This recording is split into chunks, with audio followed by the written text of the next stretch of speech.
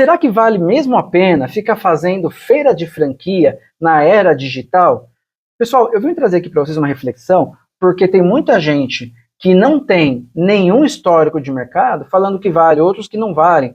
Tá? A gente acompanha até assim, no dia a dia, até porque a gente participa de algumas feiras, e eu queria falar dos nossos exemplos como resultado. Eu, como Maramix, vou para algumas feiras, inclusive esse tema me veio à mente porque eu comecei a planejar a feira do Sebrae que acontece daqui a um mês, né? Então eu falei, poxa, será que esse pessoal aí, né, tá se planejando a ponto de tentar trazer esse resultado, monetizar, fazer marca, né, aproveitando bem a feira do Sebrae? E também tem a minha consultoria, tá? Que eu aproveito também as feiras para poder fazer negócio.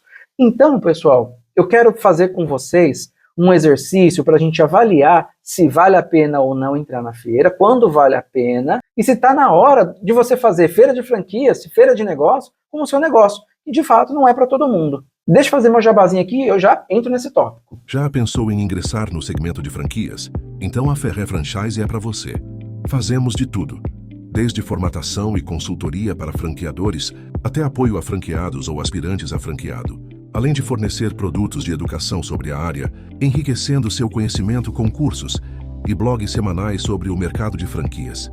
Esteja à frente. Escolha Ferrer Franchise. Bom, pessoal, a gente que tem aqui alguns amigos antigões de verdade de mercado, que as pessoas trabalhavam nos anos 90, nos anos 80, falam pra gente que vender franquia era bom mesmo antes da lei de franquias. A primeira lei de franquia de 94. Antes disso, não tinha regra. Podia chegar um investidor, sentar aqui na mesa, sair com um contrato assinado.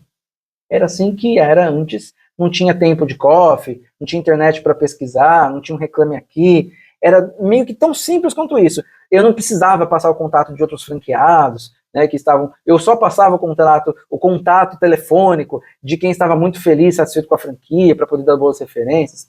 Enfim, era um Deus nos acuda, né? Não tinha regras. Então, quando a gente fala de lei de franquia, a gente então fala de um mercado super consolidado, tá, pessoal, no Brasil, que a gente tem essa regra que pode não parecer, essa lei que não pode não parecer, mas que ela protege muito o empreendedor.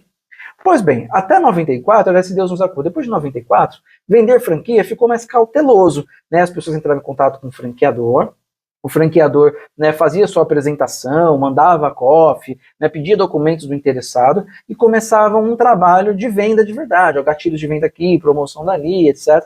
Então ficava esse negócio de, né, achei um ponto para oferecer para o franqueado, vou dar algum apoio para procurar o ponto, etc.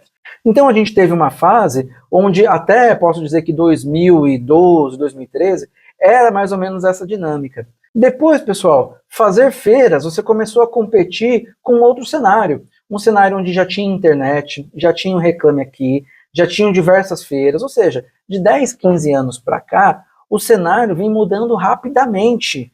E tem gente vendendo igual 1980, anos 2000. E o que a gente quer trazer para vocês hoje? Como é que estão sendo feitas as abordagens para fechar negócio na feira de franquia? Ou se o povo desistiu de fechar negócio em feira de franquia e está assumindo que a feira de franquias é só uma consolidação de marca. Será que vale a pena para o seu negócio fazer feira, gastar muito dinheiro com consolidação de marca para prospecção e não para produto, não para brand?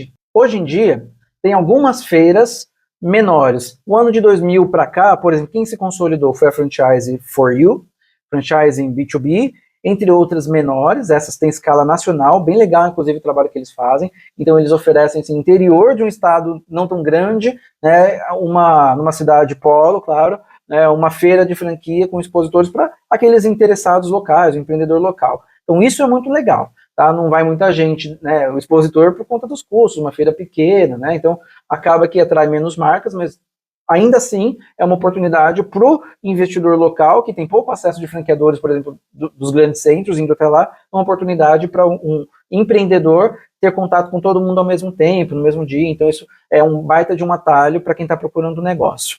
Depois, pessoal, tem a Feira do Sebrae, que é uma feira super conhecida, Feira do Empreendedor do Sebrae. Aqui, a Feira do Empreendedor do Sebrae de São Paulo, ela é gigante, ela tem um investimento assim que a gente não dá conta de calcular, de tão grande que ela é e de tão bem feita que ela é. Então, para mim, é a melhor feira para investidores. E veja, não é a melhor feira para vender franquia, não é bem isso. Tá? Então, a gente aqui na Maramix, desde que a gente nasceu, a gente faz Feira do Sebrae, por conta do custo-benefício. Então, a Feira do Sebrae para a gente, assim, poxa, investe menos, não tem aquelas estruturas gigantes, né, porque diferente da Feira da BF, eu vou falar dela já, que é livre, você pode, quanto mais dinheiro você quiser colocar, melhor vai ser a tua visibilidade, porque você vai ser, tem 2 andares, e tem uma quadra inteira, né, e vários serviços, e auditório, podcast e tal. Então, cara, na feira da BF você pode ser o tanto de dinheiro que você quer colocar, né, você escolhe, quanto mais dinheiro você colocar lá, melhor marca você é. Tá? No Sebrae dá uma nivelada. E como a gente aqui também não é uma gigante, né, a Maramix é uma empresa, né, posso dizer, de 5 anos ainda, né, crescendo todo ano, com todos os seus méritos, mas a gente não está longe de ser uma marca gigante, né, com faturamento milionário. Então, a gente tem hoje, né, o participado do Sebrae, porque a gente consegue captar investidores, tá, que têm interesse em negócios menores e também investidores de muitas áreas para colocar máquinas, né? Então, para a gente tem 2 funções a Feira do Sebrae. E lá tem muita gente, tem muitos palestrantes famosos. Então, assim, a circulação lá é talvez, nessas feiras de empreendedor, a maior do Brasil. Já a feira da ABF de São Paulo, ela é um diferencial. Ela se chama a maior do mundo. Eu não conheço as outras feiras do mundo, né, mas ela se autodenomina a maior do mundo e deve ser mesmo. Ela é muito bem estruturada, ela é grande, tem muitos expositores, tem muito dinheiro de expositor, de franqueador ali, para captar o interessado em abrir um negócio. A realidade é que quase todas essas, tá, não fecha negócio. Tá? A realidade dessas é que quem faz o trabalho como deve ser feito, ele acaba falando com pouca gente e criando possibilidades, mas que no geral não se paga. Se você perguntar para a maior parte do não, se paga, qual que é a tua meta? Não, eu gastei 50 mil, então se eu fechar uma taxa de franquia, né, que eu vendo a minha franquia com a taxa de franquia 50 mil, já pago os meus custos, nossa meta é vender 10. Então o discurso é sempre esse. A realidade é que não é muito ajustada, porque a pessoa dá o desconto na promoção, daí vendeu, era 50, daí ele vendeu por metade, aí o outro que ia fechar, fechou, mas não pagou. Então a realidade é um pouquinho mais dura do que esse discurso de planejamento de vendas, né? E se fosse tão bom, pessoal, você pega lá, tem 300 marcas, né, investindo em stand, né, marcas de franqueadora, porque tem um monte de fornecedor, tem um monte de consultoria, mas tem umas 300 marcas de franqueadores. Se fosse bom assim, né, todo mundo fecha, quem já foi estaria todos os anos, né, se fosse fácil assim. Por que não ir se o negócio se paga? Não é verdade? Se pagar, eu vou todo ano. Se der dinheiro, então, nossa, eu faço 5 stands. Não é isso, pessoal? Ou eu estou errado? Então, a feira de franquia, né, fala por si só a quantidade de expositores, né, e claro, não tem a ver com o segmento de franquia, não tem a ver com a BF, quem organiza, não tem a ver só com o mercado, é uma conjuntura de fatores, né, que vai dar para a atividade da feira. E eu quero puxar 2 tópicos aqui com vocês, é que, olha, eu já fiz muitas feiras, no mínimo 15 feiras da BF eu fiz, tá, porque uma ou outra eu não estava como expositor, mas estava como visitante. Feira do Sebrae, eu já fiz várias por esse Brasil afora, faço sempre de São Paulo, tá, mas interior do Nordeste, algumas cidades, né, Centro-Oeste, enfim, né, já fiz muitas feiras do Sebrae. Ele tem esse negócio legal, que o visitante entra, é gratuito, então vai muita gente, né, tem o carinho do brinde, mas também tem a pessoa que vai mais de um dia, que leva a esposa no outro dia, e aí, né, fica voltando e conversando, você sente que há um real interesse em abrir um negócio. Eu, particularmente, teve uma que nem faz tanto tempo, tá? Isso foi em 2017, que a gente arrebentou, era um negócio de menos de 40 mil, mas ainda assim a gente fez a feira, terminou a feira, no mês, né, da promoção ali da feira, a gente fechou 9 franquias, e daqueles prospects, daquelas pessoas interessadas, a gente fechou mais 7. Então a gente teve 16 franquias advindas de pessoas que estiveram na feira. Tá? Uma feira do Sebrae, né? Então a feira do Sebrae, ela pode sim dar resultado dependendo de como você tiver a abordagem. Isso um pouquinho mais atrás, né? Depois da pandemia muita coisa mudou. E o que mudou, pessoal? Agora a coisa está muito mais no digital, né? Então as pessoas, elas até vão para as feiras, conhecem, mas ela tem muita informação no digital. Ela quer falar com o franqueado, ela quer entrar no site, ela quer entrar no Instagram, ela quer ver o Reclame Aqui, ela precisa, né, pegar mais segurança para comprar alguma coisa, porque o digital hoje está sendo muito mais o que antes era a estrutura da empresa, o que antes era, por exemplo, a estrutura física, a recepção, né, a cara da empresa. Hoje a rede social já fala por isso, né? Então a pessoa, ela quer conhecer essa estrutura digital que a empresa oferece para conseguir pegar mais confiança. Quais são os depoimentos que estão lá, por mais que não seja, nem todos eles sejam, né, depoimentos verdadeiros, mas ela quer ver depoimentos, ela quer ver história de sucesso, né, tem que ter uma página bonita lá, né, uma landing page para poder fazer todo o fluxo de venda, né. Mas não podemos deixar de falar que tem um grupo seleto que tem sucesso nas feiras de franquia. Sabe quem são? Aqueles que fecham o negócio na feira. Mas, Rafael, não tem que esperar 10 dias? Tem que esperar 10 dias. Mas tem alguns atalhos que o mercado ele foi criando, pessoal, que é tipo, olha, você assina a Coffee aqui, mas assina um termo que você abre mão dos 10 dias da Coffee, porque você já conseguiu estudar Coffee aqui, aí você já assina um pré-contrato com a gente. Ou uma carta de intenção, que já é um compromisso, que já tem que pagar lá um calção de R$1.000. alguma coisa do tipo, por que fechar rápido? Porque tem uma promoção, porque algum vendedor muito bom fala assim, olha, mas se você fechar esse negócio aqui que era 20 mil, você paga só 1.000 agora, né, para você fechar, depois você vai pagar mais 5 mil lá na hora de montar a loja, depois você...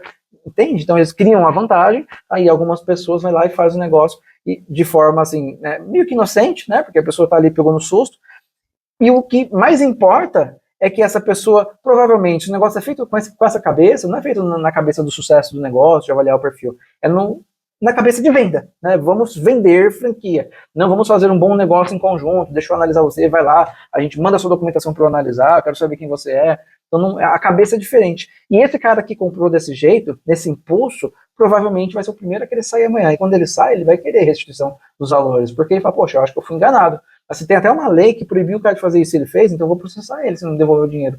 E é isso que acontece com um monte de empresas que fecham desse jeito. Principalmente, tá, hoje tem no mercado algumas aceleradoras que estão famosas por fazer, né, por pegar esses atalhos. Além de ter algumas franqueadoras que correm esse risco também, e eles sabem do risco.